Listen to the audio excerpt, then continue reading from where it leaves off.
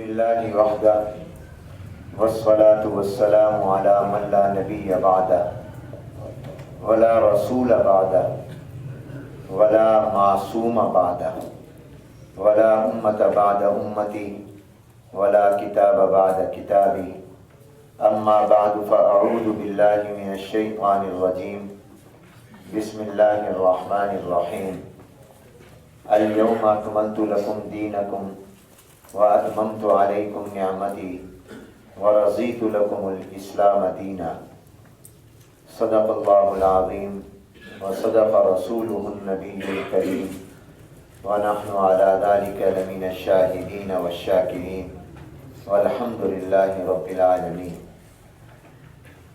قابل صد احترام علماء کرام، فضلائے کرام، طلباء عزیز، شرکائے کورس، برادران اسلام، السلام علیکم ورحمۃ اللہ وبرکاتہ. میرے لیے آج مسرت و سعادت کا مقام ہے کہ اس اہم 10 روزہ ختم نبوت کورس میں شرکت، آپ حضرات کی ملاقات اور آپ سے گفتگو کی سعادت اور شرف حاصل ہو رہا ہے. مجلس احرار اسلام پاکستان کے زیر اہتمام مدرسہ معمورہ دار بنی ہاشم میں یہ 10 روزہ ختم نبوت کورس نہایت اہمیت کا حامل ہے. میں اس اقدام پر مجلس کے تمام قائدین کو دل کی اتھاہ گہرائیوں سے مبارکباد پیش کرتا ہوں، اور آپ سب حضرات جو اس میں شریک ہیں، اللہ تبارک و تعالیٰ اس شرکت کو ہم سب کے لیے باعث سعادت اور باعث نجات بنائے. میں حکم کی تعمیل میں حاضر ہو گیا، ورنہ میں اپنے آپ کو اس کا اہل نہیں سمجھتا کہ اس اہم ترین کورس میں آپ سے کچھ گزارشات پیش کروں. ویسے بھی ان دنوں میں کچھ ہماری مصروفیت بہت زیادہ بڑھ جاتی ہے کہ گزشتہ دنوں وفاق المدارس العربیہ پاکستان کے زیر اہتمام ملک بھر میں جو سالانہ امتحانات ہوئے، جن میں تقریباً 5.25 لاکھ طلباء اور طالبات نے شرکت کی، تو ان تمام طلباء اور طالبات کی جوابی کاپیاں جانچ پڑتال اور مارکنگ کے لیے ملتان آتی ہیں. تو آج کل جامعہ خیر المدارس میں اور قاسم علوم میں 1,500 سے 2,000 کے قریب اساتذہ اور علماء موجود ہیں، اور وہ ان پرچوں کی جوابی کاپیوں کی جانچ پڑتال کر رہے ہیں، اور ہمیں بھی ان کے ساتھ مصروف رہنا ہوتا ہے. چند باتیں اپنی سعادت سمجھتے ہوئے تعمیل ارشاد اور تحصیل سعادت کی غرض سے بطور تکرار عرض کر رہا ہوں. مجھے جس عنوان پر گزارشات پیش کرنے کا مکلف کیا گیا وہ ہے اسلام میں عقیدہ ختم نبوت کی اہمیت اور اس حوالے سے دینی مدارس کا کردار. جہاں تک اس کے پہلے جز کا تعلق ہے، وہ روز روشن کی طرح بلکہ روز روشن سے بھی زیادہ واضح ہے کہ اسلام میں عقیدہ ختم نبوت کی کیا اہمیت ہے. اس پر کسی دلیل کی ضرورت نہیں، کسی تفصیل کی ضرورت نہیں. اتنا کہہ دینا کافی ہے کہ اسلام کی تمام اساس اور بنیاد ہی عقیدہ ختم نبوت پر ہے. یہ اسلام کا اساسی اور بنیادی عقیدہ ہے. قرآن و سنت، اجماع امت اور تعلیمات اسلام میں بالکل یہ واضح ہے کہ تمام اسلام کی جو بنیاد ہے وہ عقیدہ ختم نبوت ہے. قرآن کریم میں 100 آیتیں عقیدہ ختم نبوت کو واضح کر رہی ہیں، بلکہ اگر یہ کہا جائے کہ قرآن کریم کے آغاز میں ہی اللہ تبارک و تعالی نے عقیدہ ختم نبوت کو واضح کر دیا، اس کی اہمیت کو، اور قرآن کا آغاز ہی عقیدہ ختم نبوت سے ہے، تو یہ بات بھی غلط نہیں ہوگی۔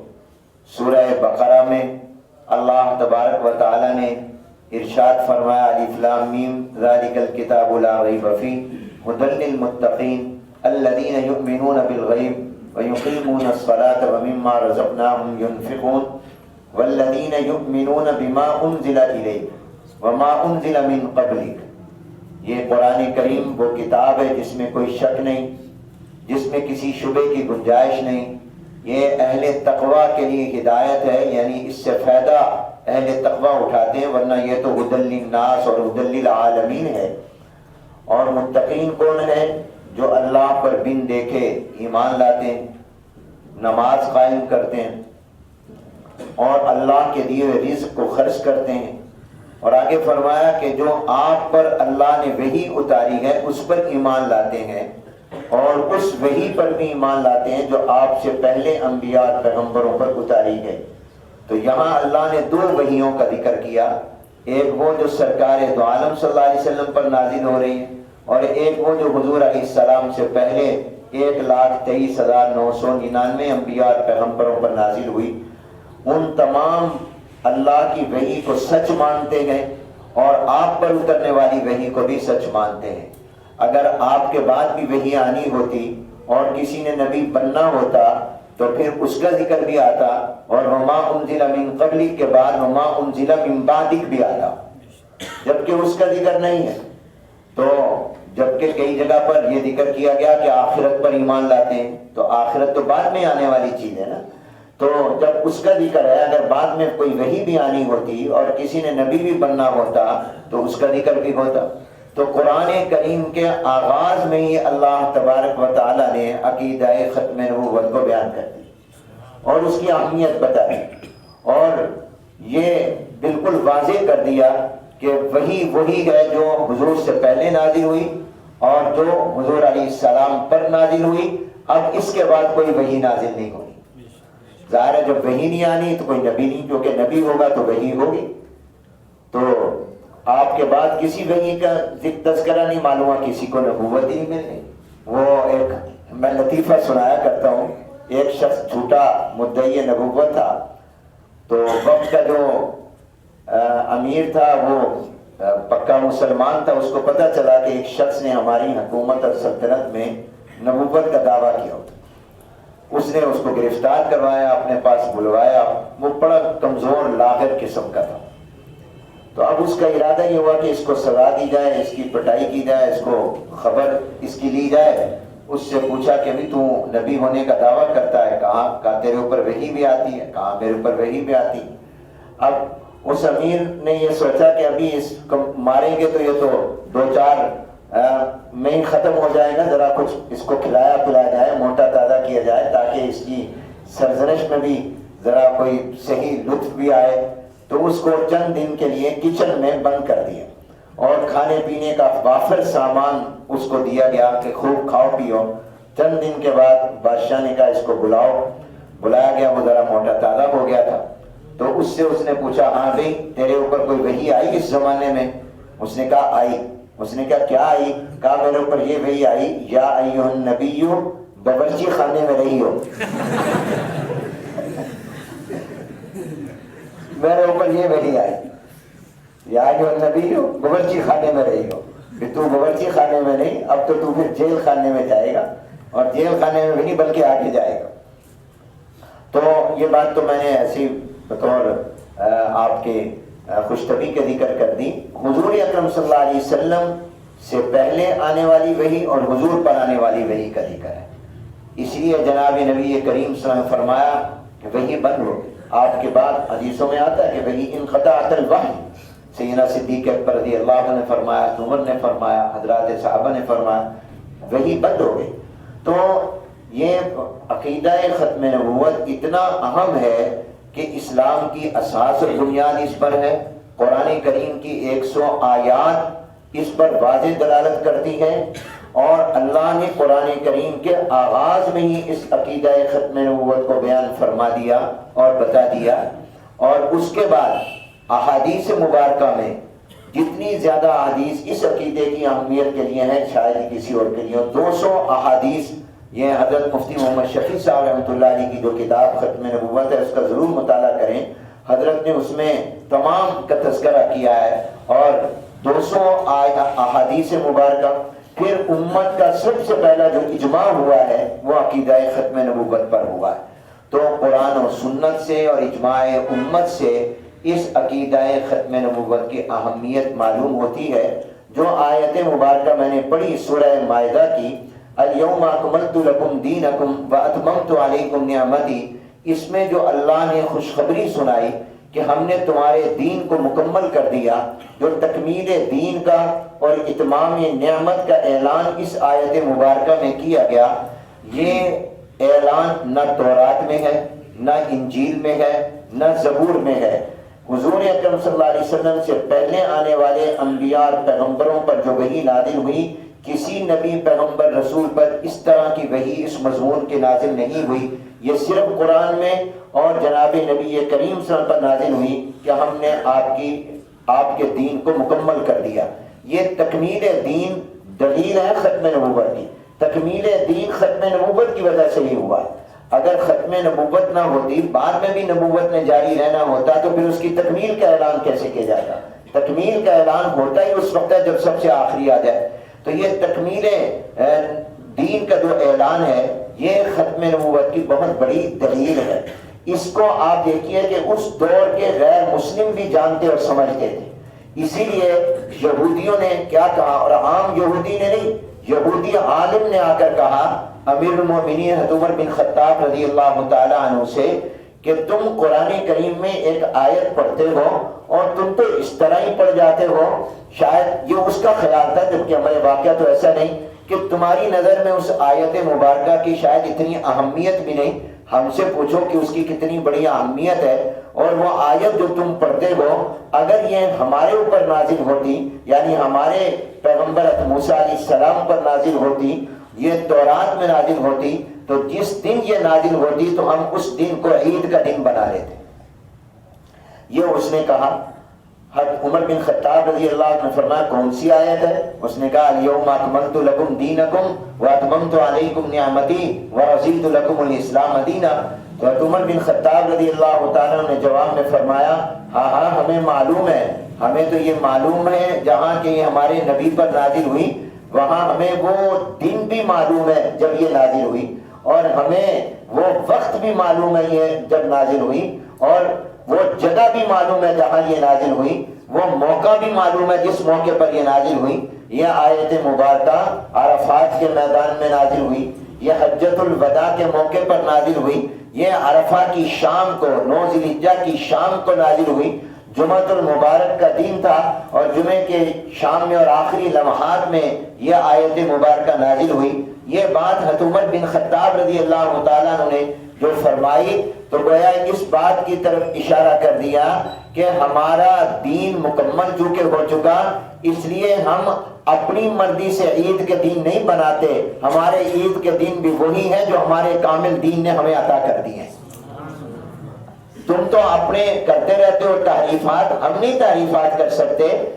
اس کے 2 مطلب اہل علم بیان کرتے ہیں شرح. ایک یہ کہ عمر رضی اللہ تعالیٰ نے گویا جواب میں، کیونکہ سوال یہ ہوتا ہے کہ اس نے تو یہ کام عید کا دن بنا لیتے، حضرت عمر نے اس کا تو جواب دیا نہیں اور اتنا فرمایا ہمیں معلوم ہے کہ یہ حضور پر کب نازل ہوئی، کس کیفیت میں نازل ہوئی. تو اس کا ایک جواب یہ دیا جاتا ہے کہ حضرت عمر رضی اللہ تعالیٰ نے یہ بات فرما کر بتا دیا کہ چونکہ ہمارا دین مکمل ہے تو اس لیے ہم اپنی طرف سے اس میں کوئی کمی بیشی، کوئی اضافہ، کوئی کمی نہیں کر سکتے. تو ہم اپنی مرضی سے عید نہیں بناتے. ہماری عیدیں وہی ہیں جو اللہ کے پیغمبر نے ہمیں دے دی، اور وہ 2 عیدیں دی ہیں، عید الفطر اور عید الاضحیٰ. اور دوسرا یہ کہتے ہیں اس بات کی طرف اشارہ کیا کہ وہ دن جمعے کا تھا اور ہمارے لیے اہل ایمان کے لیے جمعے کا دن عید کا دن ہوتا ہے. تو جب اللہ نے اس آیت کے نزول کے لیے عید کا دن منتخب کر لیا تھا تو ہمیں کیا ضرورت ہے کہ ہم اس دن کو عید کا دن بنائیں؟ وہ من جانب اللہ قدرتی طور پر ہمارے لیے عید کا دن تھا، اس لیے کہ جمعے کا دن مومن اور مسلمان کے لیے عید کا دن ہوتا ہے. تو آپ یہ دیکھیے کہ یہودی اس آیت کی اہمیت کو کیوں سمجھتے تھے کہ صرف اس میں تکمیل دین کا اعلان ہی نہیں، در حقیقت تکمیل دین میں ختم نبوت کا اعلان ہے. اس میں ختم نبوت کا اعلان ہے، اس لیے کہ دین کی تکمیل تبھی ہوگی جب آپ کی نبوت آخری ہوگی۔ اگر کسی اور نے بھی آپ کے بعد آنا ہے تو پھر تو تکمیل نہ ہوئی، پھر تو جو بعد میں آئے گا مزید چیزیں بھی آئیں گی، احکام بھی آئیں گے۔ تو اس لحاظ سے وہ بھی اس کی اہمیت کو سمجھتے تھے، اور اس لیے انہوں نے کہا کہ یہ اگر تورات میں نازل ہوتی تو ہم اس دن کو عید کا دن بنا لیتے۔ تو آپ دیکھیے کہ اس عقیدہ ختم نبوت کی کیا اہمیت اس میں گئے، اور مزید اس کی تفصیل کی ضرورت نہیں، اسلام کا بنیادی اور ساری عمارت ہی اسی پر کھڑی ہے۔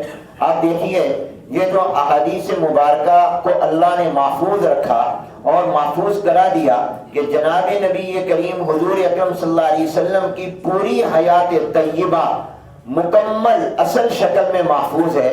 یہ جو حفاظت ہے حدیث کی اور حضور کی پوری زندگی کی، اور میں کہا کرتا ہوں کہ اس طرح پر محفوظ ہے کہ کوئی کسی کو کسی سے کتنی محبت اور عقیدت کیوں نہ ہو، لیکن وہ یہ محفوظ نہیں کرتا کہ یہ میرا محبوب کب مسکرایا، کتنا مسکرایا، کیسے مسکرایا۔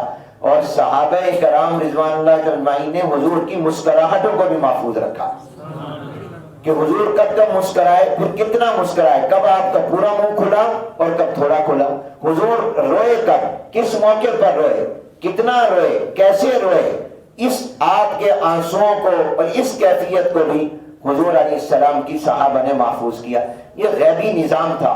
یہ کیوں محفوظ ہوا آپ کی پوری زندگی؟ یہ اس لیے حفاظت حدیث ہوئی کیونکہ آپ آخری نبی اور پیغمبر تھے، آپ کے بعد کوئی نبی اور پیغمبر نہیں آ رہا۔ قرآن کریم کی حفاظت کی ذمہ داری بھی اللہ نے لی، جبکہ ماضی کے اندر جو امم سابقہ تھیں ان پر ڈالی گئی، وہ بھی اسی ختم نبوت کی وجہ سے۔ تو قرآن کریم جو محفوظ ہے وہ ختم نبوت کی وجہ سے، حدیث محفوظ ہے ختم نبوت کی وجہ سے، جناب نبی کریم صلی اللہ علیہ وسلم کی وحی جلی، وحی خفی، یہ تمام محفوظ ہے، وحی مطلوب غیر مطلوب ختم نبوت کی وجہ سے، اور تمام علوم شریعت، احکام شریعت اور احکام اسلام یہ سب محفوظ ہیں ختم نبوت کی وجہ سے۔ تو یہ تمام چیزیں جو اللہ نے محفوظ کرائیں، بلکہ آپ دیکھیے میں ایک مرتبہ مدینہ طیبہ میں تھا، مسجد نبوی میں، اللہ ہم سب کو لے جائے، بار بار لے جائے، جلدی لے جائے، رکاوٹیں ختم ہو جائیں۔ تو میں رمضان کا یہ حج کا موقع تھا، نماز رمضان کا ہی موقع تھا، فجر کی نماز پڑھ کر مسجد نبوی شریف سے نکل رہا تھا اپنے قیام کی جگہ پر جا کر آرام کرنے، کیونکہ رمضان میں خاص طور پہ حرمین میں تو راتوں کو سونے کا معمول ہی نہیں، تراویح مسئلہ بڑے سکون سے ہوتی ہیں، آخری عشرے میں پھر قیام اللیل شروع ہو جاتا ہے، اور پھر کچھ دیر کے بعد سحری کا وقت ہو جاتا ہے، تو دن کو ہی سوتے ہیں، رات کو سونے کا معمول نہیں۔ تو اس لیے فجر کی نماز پڑھ کے پھر لوگ جلدی سے جاتے ہیں تاکہ اپنی نیند کر لیں، ساری رات جاگے ہوتے ہیں، روزہ بھی شروع ہو چکا ہوتا ہے۔ تو میں جا رہا تھا تو میں نے دیکھا کہ میرے دائیں بائیں آگے پیچھے ہجوم ہے لوگوں کا، حضور علیہ السلام کے دیوانوں اور عاشقوں کا بہت بڑا ہجوم ہے، اور تا حد نگاہ لوگ ہی لوگ ہیں، دائیں دیکھو بائیں دیکھو آگے دیکھو پیچھے دیکھو، مرد کیا عورتیں کیا، جوان بوڑھے بچے، ہر عمر کے لوگ ماشاءاللہ جا رہے ہیں۔ تو اس وقت میرے دل میں ایک تو میرے ساتھ یہ واقعہ پیش آیا کہ میرے آگے کچھ عورتیں جا رہی تھیں، تو دائیں اور بائیں، کیونکہ خواتین اور مرد سارے اکٹھے نکلتے ہیں، اگرچہ ان کے نکلنے کے دروازے الگ ہیں مسجد نبوی میں، مگر پھر آگے راستے ایک ہی ہیں۔ تو میں ذرا تیز جانا چاہتا تھا تو آگے دائیں بائیں کچھ عورتیں چل رہی تھیں، راستہ نہیں دے رہی تھیں، تو میں نے عربی میں کہا، وہ عرب عورتیں مجھے لگتی تھی، یا امی خلی طریق، اے میری ماں راستہ دے دے۔ تو اس نے فوراً مجھے جواب قرآن میں دیا، کہنے لگے الم تکن ارض اللہ واسعہ، الم تکن ارض اللہ واسعہ، گویا مجھے یہ کہا کہ اللہ کی زمین بڑی لمبی چوڑی فراخ ہے، ادھر سے چلا جائے، دائیں بائیں سے چلا جائے۔ تو مجھے کہا الم تکن ارض اللہ۔ تو اس وقت میرے دل میں جب میں نے لوگوں کو دیکھا ہجوم، تو میرے دل میں یہ خیال آیا کہ دنیا میں انبیاء علیہ السلام کی قبور کئی جگہ پر ہے، کئی ملکوں میں مجھے جانے کا اتفاق ہوا، وہاں جا کے کوئی بتاتا ہے کہ یہ فلاں پیغمبر کی خبر ہے، یہ فلاں پیغمبر کی خبر ہے۔ تو میرے دل میں یہ آیا کہ دنیا میں جہاں کہیں بھی کسی نبی اور پیغمبر کی خبر ہے، ایک تو قطعی یقینی طور پر 100% 100% اس بات کا یقین نہیں کیا جا سکتا کہ واقعتاً یہ فلاں نبی کی خبر ہے۔ ہم لوگ عراق گئے تو بغداد میں بہت بڑا قبرستان تھا، اس میں گئے، اس میں تو اولیاء کی قبریں تھیں، جنید بغدادی، سری سقطی، معروف کرخی رحمہ، ایک اسی قبرستان یا اس کے قریب ہے مجھے یہ یاد نہیں، ایک قبر کے پاس ہمیں وہ لے گئے، کہا یہ پیغمبر حضرت یوشع بن نون علیہ السلام کی خبر ہے، جن کے بارے میں آتا ہے کہ یہ صاحب موسیٰ ہیں۔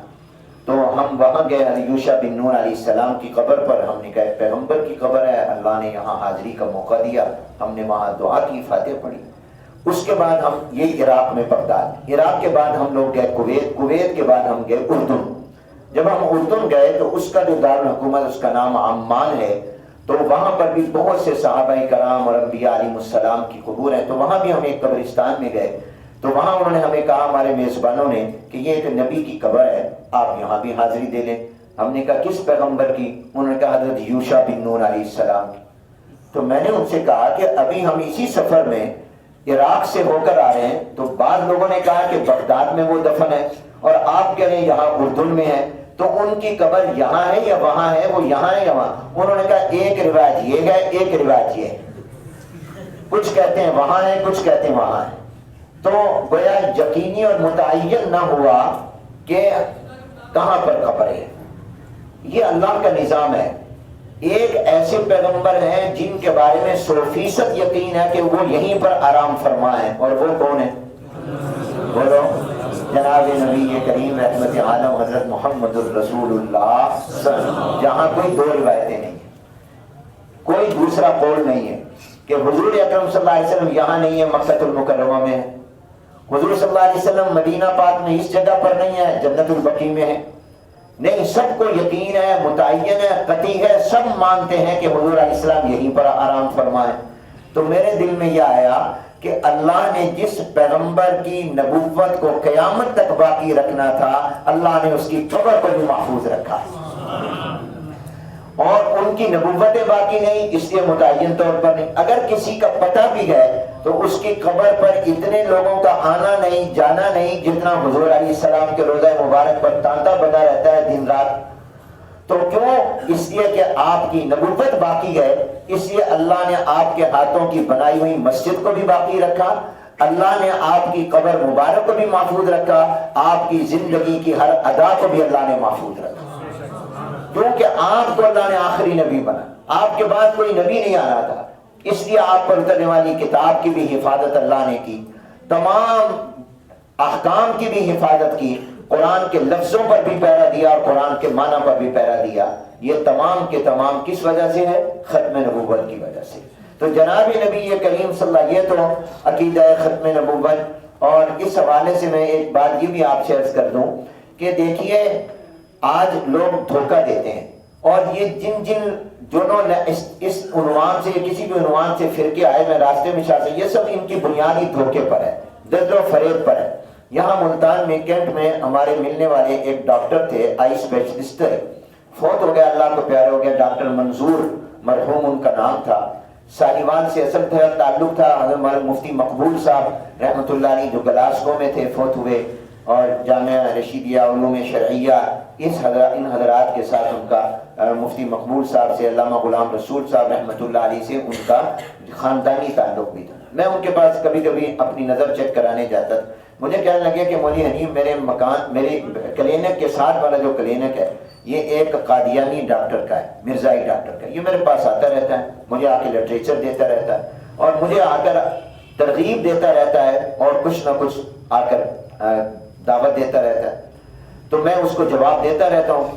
لیکن اب مجھ سے اس نے چند دن پہلے یہ کہا ہے کہ ہم مرزا کو نبی نہیں مانتے، ہم اس کو مجدد مانتے ہیں، اور مجدد ماننے سے تو آدمی کافر نہیں ہوتا، آپ ہمیں کیوں کافر کہتے ہیں؟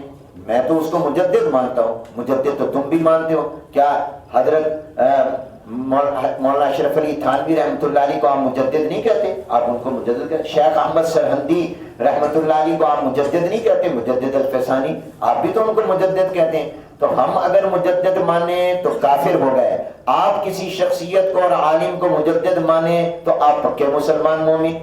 اس کا میں کیا جواب دوں؟ میں نے ان سے کہا کہ آپ اس کو یہ کہیں کہ تو یہ مجھے دھوکہ نہ دے، میں تیرے دھوکے میں نہیں آؤں گا، تم جس کو مجدد مانتے ہو مرزے کو، وہ اپنے بارے میں کیا کہتا ہے؟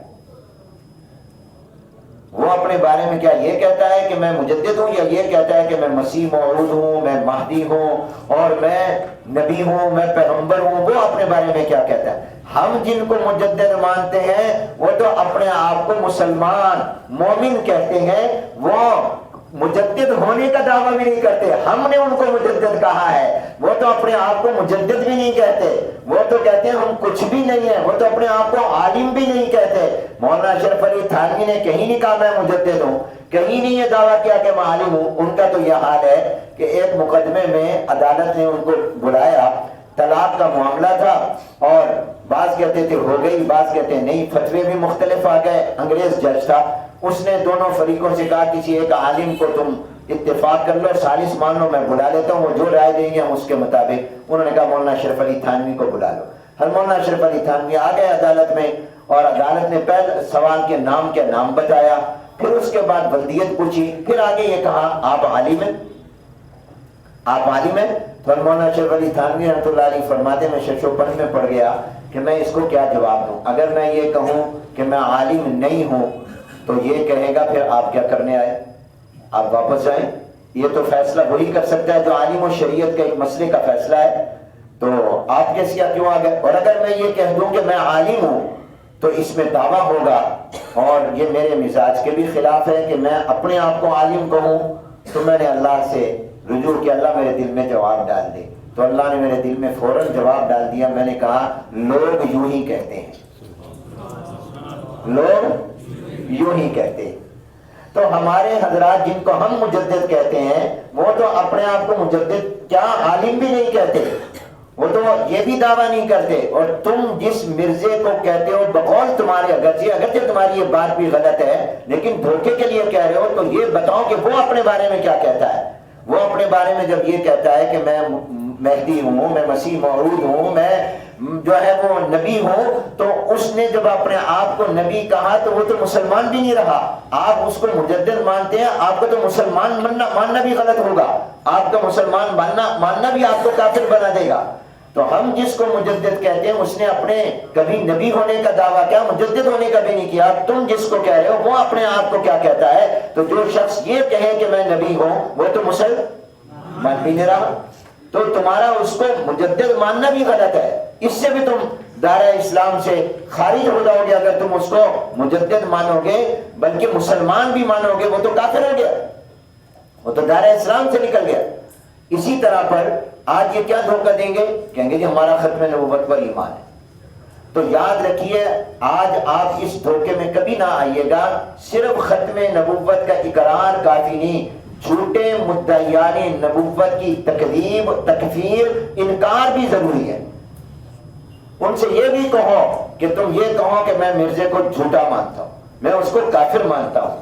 ابھی لاہور میں ایک نکاح تھا، تو ایک مولوی صاحب باہر سے آئے ہوئے تھے، تو جس کا نکاح تھا لڑکی والے نے کہا حضرت آپ اتفاق سے آئے ہیں نکاح پڑھا دیں۔ تو وہ جو عالم تھے ان کو یہ تھا، وہ ذرا عقیدہ ختم نبوت میں بڑے مضبوط تھے، تو انہوں نے مجھ سے پوچھا ہاں بھی تمہارا ختم نبوت پر ایمان ہے؟ اس نے کہا، ان کو ذرا تھوڑا سا شک گزرا، اس نے دل میں آ گیا، اللہ ڈال دیتا ہے۔ انہوں نے کہا یہ بتاؤ کہ تم حضور علیہ السلام کو آخری نبی مانتے ہو؟ اس نے کہا مانتا ہوں۔ کہا اچھا یہ بتاؤ تم مرزے کو جھوٹا بھی مانتے ہو، کافر بھی مانتے ہو؟ وہ چپ ہو گیا، انہوں نے نکاح پڑھانے سے انکار کر دیا۔ تحقیق کی گئی، پتہ چلا قادیانی۔ اس باپ نے اس مولوی صاحب کا شکریہ ادا کیا کہ آپ نے میری بیٹی کو بچا لیا۔ تو اس لیے یہ بھی ضروری ہوتا ہے کہ وہ جھوٹے کا بھی انکار کریں۔ بہرحال میں یہ بات تو ضمناً آ گئی تھی، آپ کو میں نے عرض کر دی۔ پہلا حصہ یہ تھا کہ اسلام میں عقیدہ ختم نبوت کی اہمیت، وہ تو اساسی اور بنیادی عقیدہ ہے، اسلام کی ساری عمارت اس پر کھڑی۔ دوسری بات ہے دینی مدارس کے اس میں کردار۔ دیکھیے دینی مدارس کا تو سب سے اہم اور بنیادی کردار یہ ہے کہ دینی مدارس کا کام کیا ہے؟ قرآن و سنت کی تعلیم دینا۔ دینی مدارس کا بنیادی مقصد اور ان کا مقصد وجود وہ ہے علوم دینیہ کا تحفظ اور علوم دینیہ کی تدریس اور علوم دینیہ کی تعلیم، تبلیغ اور اشاعت۔ اور جب قرآن و سنت کے علوم یہ پڑھنا پڑھانا مدرسوں کا مقصد ہے، تو قرآن و سنت کا سب سے بنیادی علم جو ہے وہ عقائد کا علم ہے، اور عقائد میں ختم نبوت کا علم ہے۔ تو مدرسہ اور عقیدہ ختم نبوت کی تعلیم تو لازم و ملزوم ہے. مدرسے کا بیان مقصد قیام ہی یہ ہے کہ وہ دین کی تعلیم دے، اور دین کی اساس عقیدہ ختم نبوت پر ہے.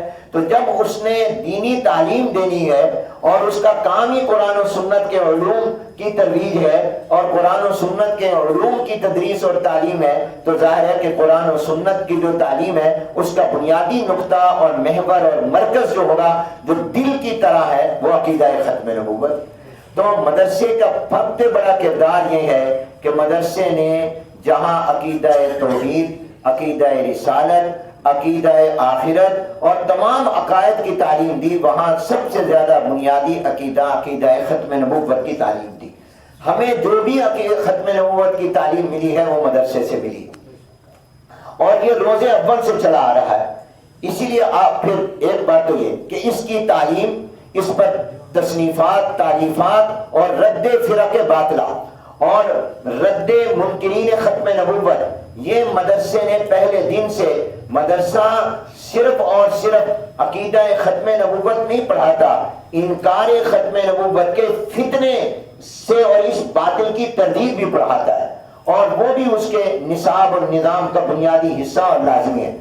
مدرسے میں قرآن کریم کی جب ترجمہ اور تفسیر ہوگا، اور یہ بھی میں آج عرض کروں کہ مدارس کے نصاب میں پورا قرآن کریم کا ترجمہ اور تفسیر یہ امیر شریعت سید عطا اللہ شاہ بخاری رحمۃ اللہ علیہ کی وجہ سے نصاب میں شامل ہوا. ہمارے استاد مولانا صدیق صاحب رحمۃ اللہ علیہ بتایا کرتے تھے کہ ہمارے جد امجد حضرت مولانا خیر محمد صاحب رحمۃ اللہ علیہ، جن کا حضرت شاہ جی سے بہت تعلق تھا، تو شاہ جی نے ایک دن دادا جی سے فرمایا کہ مدارس کے اندر قرآن کریم کا پورا ترجمہ نہیں پڑھایا جاتا، منتخب صورتوں کا، پاروں کا ترجمہ پڑھایا جاتا تھا ابتدا میں. تو جب کہ مقصد تو قرآن کریم ہے اور حدیث ہے، تو ماشاءاللہ دورے میں تو حدیث کی خوب کتابیں پڑھائی جاتی ہیں، تو قرآن کا پورا ترجمہ پڑھایا جانا چاہیے. دادا جی نے فرمایا بالکل ٹھیک. چنانچہ اس کے بعد مدرسوں کے نصاب کے اندر پورا قرآن کا ترجمہ ہمارے اس بر صغیر میں شامل کر دیا گیا، اجتماعی طور پر، ایک اجتماعی نظم کے طور پر بھی، وفاق میں بھی. اب جب قرآن کا ترجمہ پڑھایا جائے گا تو ظاہر ہے کہ اس میں عقیدہ ختم نبوت پڑھایا جائے گا. جب مدرسے کے اندر احادیث پڑھائی جائیں گی تو ظاہر ہے کہ ان احادیث کے اندر عقیدہ ختم نبوت آئے گا، وہ پڑھایا جائے گا. اور جب عقیدہ ختم نبوت پڑھایا جائے گا تو اس کا جو انکار کرتے ہیں جو باطل گروہ اور فرقے، ان کی ترتیب بھی پڑھائی جائے گی.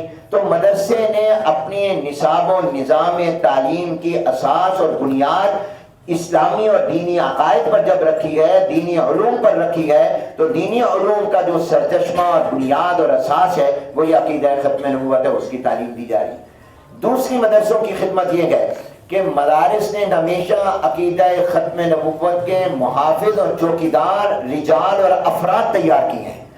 آپ پوری تاریخ پر نظر ڈال لیں، جتنے ختم نبوت کے آپ کو محافظ اور وکیل نظر آئیں گے، ان سب نے الحمدللہ مدارس کے سمندر علم سے فیض حاصل کیا.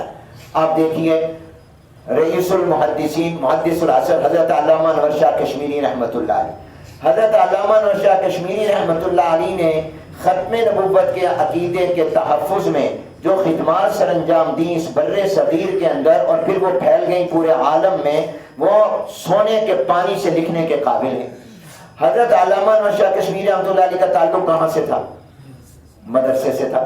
حضرت علامہ انور شاہ کشمیری رحمۃ اللہ علیہ کو کس نے بنایا تھا؟ مدرسے نے بنایا تھا.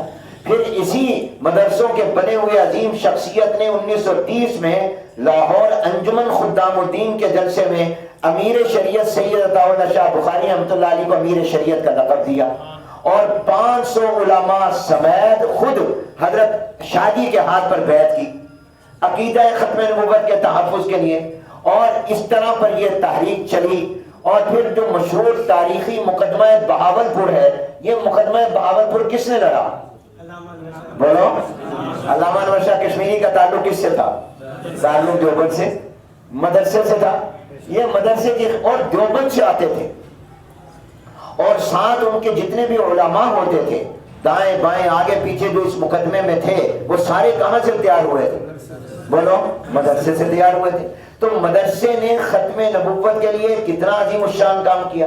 پھر اس کے بعد ملک میں جتنی بھی ختم نبوت کی تحریکیں چلی ہیں، آپ بتائیے ان تحریکوں کی قیادت کون سے علماء کرتے رہے؟ بولو، جن کا مدرسے سے چولی دامن کا تعلق، مدرسوں سے عملاً وابستہ، امیر شریعت سے لے کر آپ آگے دیکھتے آئے حضرت مولانا محمد علی جالندھری رحمۃ اللہ علیہ کہاں کے پڑھے ہوئے تھے؟ خیر المدارس جلندھر کے مدرسے کے پڑھے ہوئے تھے، اور بھی جتنے بھی حضرات آپ ان کے، آپ آخر میں دیکھ لیں، آپ دیکھیں کہ جب یہ تاریخ بڑے عروج پر چلی جس میں کامیابی ہوئی، حضرت مولانا محمد یوسف بن نوری رحمۃ اللہ علیہ قیادت کر رہے تھے۔ حضرت مولانا یوسف بن نوری کیا تھے؟ کہاں سے پڑھے ہوئے تھے؟ مدرسے کے پڑھے ہوئے تھے۔ تو یہ بتائیے کہ وہ اس وقت بھی کسی مدرسے کے محتمم اور شیخ الحدیث تھے یا نہیں تھے؟ کون سا مدرسہ تھا؟ علوم اسلامیہ بن نوری ٹون۔ اچھا، پھر اس کے بعد آپ دیکھیے کہ اسمبلی میں اور اسمبلی سے باہر جن حضرات نے قادیانیوں کے خلاف ان کو غیر مسلم قرار دلانے کی تحریک چلائی ہے، وہ تمام کون تھے؟ بولو، دیکھیں وہاں پر اسمبلی کے اندر مفکر اسلام مولانا مفتی محمود رحمۃ اللہ علیہ، وہ اس وقت بھی قاسم علوم کے شیخ الحدیث تھے اور مدرسے کے پڑھے ہوئے تھے۔ حضرت مولانا غلام غوث ہزاروی رحمۃ اللہ علیہ مدرسے کے پڑھے ہوئے تھے۔ حضرت مولانا عبدالحکیم صاحب رحمۃ اللہ علیہ مدرسے کے پڑھے ہوئے تھے، اور مدرسوں کے ساتھ اس وقت بھی وابستہ تھے، محتمم تھے یا استاد تھے یا مدرس تھے، پڑھا رہے تھے۔ اور جو باہر تحریک ملک میں چل رہی تھی اس کی قیادت حضرت بن نوری رحمۃ اللہ علیہ کر رہے تھے۔ اس میں بھی بڑے بڑے علماء اور بڑے بڑے اکابر الحمدللہ اس کے اندر موجود تھے۔ ڈاکٹر عبد الرزاق صاحب اسکندر رحمۃ اللہ علیہ سے پہلے حضرت مولانا عبد المجید صاحب لدھیانوی رحمۃ اللہ علیہ عالمی مجلس تحفظ ختم نبوت کے امیر تھے، وہ بھی کس سے وابستہ تھے؟ کہاں سے تیار ہوئے تھے؟ اس وقت بھی مدرسے کے شیخ الحدیث تھے، وفاق المدارس کے عاملہ کے رکن تھے۔ ڈاکٹر عبد الرزاق اسکندر رحمۃ اللہ علیہ وفاق عالمی مجلس تحفظ ختم نبوت کے امیر بنے، وفاق کے صدر بھی تھے، اور جامعۃ العلوم الاسلامیہ بن نوری ٹاؤن کے بھی محتمم تھے۔ تو یہ تو میں نے چند ایک مثالیں دی ہیں، جبکہ ہزاروں لاکھوں افراد مدرسوں نے تیار کیے ہیں، جنہوں نے ممبر و محراب پر، جنہوں نے ایوانوں میں، جنہوں نے میدانوں میں الحمدللہ ختم نبوت کے لیے قربانیاں دی ہیں۔ اور ان کو تیار کس نے کیا تھا؟ مدرسوں نے تیار کیا تھا۔ یہ کہاں سے بنے تھے؟ یہ مدرسوں سے بنے تھے۔ یہ اور ایسے لوگ جنہوں نے جانوں کے نذرانے پیش کیے، جنہوں نے جام شہادت نوش کیا، جنہوں نے قربانیاں دی ہیں، جیلیں کاٹی ہیں، صعوبتیں برداشت کی ہیں، تو الحمدللہ یہ تمام کے تمام وہ تھے جو مدارس نے تیار کیے ہیں۔ تو مدرسے نے عقیدہ ختم نبوت کی تعلیم بھی دی، مدرسے نے عقیدہ ختم نبوت کا تحفظ بھی کیا، مدرسہ اس کا پہرے دار اور چوکیدار بھی بنا، اور پھر مدرسے نے اس کے لیے رجال کار بھی مہیا کیے۔ ہر سطح پر اس کے لیے، ہر دور، ہر زمانے، ہر علاقے میں۔ آپ بتائیے کہ کوئی پاکستان اس بر صغیر کا گاؤں، چھوٹا شہر ایسا ہوگا جہاں مدرسہ نہ ہو؟ بولو۔ اور جو مدرسہ ہے وہ وہاں ختم نبوت کے عقیدے کی چھاؤنی ہے۔ ہر مدرسہ اس کا محافظ ہے، چوکیدار ہے، تحفظ ہے، پہرا دے رہا ہے۔ یہ افراد اس نے مہیا کیے۔ پھر اس پر جو مدرسوں کے پڑھے ہوئے حضرات نے کتابیں لکھی ہیں، جو انہوں نے مناظرے کیے ہیں، جو انہوں نے ملک اور بیرون ملک جا کر اللہ نے ان کو فتوحات اس میدان میں عطا کی ہیں، وہ مدرسوں کے پڑھے ہوئے تمام لوگ تھے، وہ مدرسوں کے تیار کیے ہوئے لوگ تھے۔ ہمارے وفاق المدارس کے نصاب میں باقاعدہ آئینہ قادیانیت شامل ہے، جس میں ان کے جتنے بھی ان کی تلبیسات ہیں وہ تمام بتائی جاتی ہیں۔ اور پھر اس کے بعد الحمدللہ ہمارے ملک کے مدارس اور جامعات میں بڑی تعداد مدارس جامعات کی ہے جو سالانہ چھٹیوں میں ختم نبوت اور دیگر فرق باطلہ اور دیگر جو انکار کے فتنے ہیں دین کے بنیادی عقائد کے، ان کے رد کے لیے کورس کرواتے ہیں۔ کئی مدارس میں اور جامعات میں یہ ہوتے ہیں، پورا سال بھی ہوتا رہتا ہے، پھر خصوصی طور پر رجب کے آخر یہ شعبان اور رمضان میں بھی ہوتے ہیں۔ یہ تمام کورسز بھی مدارس کرواتے ہیں۔ تو الحمدللہ مدرسہ اس کا ایک بنیادی کردار ہے۔ اگر میں یہ کہوں کہ ختم نبوت اسلام کا بنیادی عقیدہ ہے اور اس بنیادی عقیدے کے تحفظ میں مدرسے کا بنیادی کردار ہے تو غلط نہیں ہوگا۔ جتنی ہماری جماعتیں میدان میں کام کر رہی ہیں، ان جماعتوں کو کارکن، رضاکار، ان کو خدام، ان کو قیادتیں الحمدللہ رہنما ان مدرسوں نے دی، اور ان کے جتنے بھی الحمدللہ ذہن سازی ہوئی وہ مدرسوں نے دی۔ تو مدرسہ یہ فکری اعتبار سے، یہ علمی اعتبار سے، یہ بنیادی اور اساسی اعتبار سے الحمدللہ مٹیریل اور مواد مہیا کرتا ہے الحمدللہ اس میدان میں کام کرنے والوں کو، افراد بھی دیتا ہے اور مواد بھی دیتا ہے۔ تو اللہ تبارک و تعالیٰ ان مدارس کو قائم و دائم رکھے اور اس خدمت کو اللہ اپنی بارگاہ میں قبول فرمائے۔ یہ چند ٹوٹی پھوٹی باتیں بے ربط اللہ نے میرے دل میں جو ڈالی میں نے عرض کر دی، میں اسی پر اکتفا کرتا ہوں۔ اللہ اس کو میری بخشش کا ذریعہ بنا دے۔ وآخر دعوانا ان الحمدللہ رب العالمین۔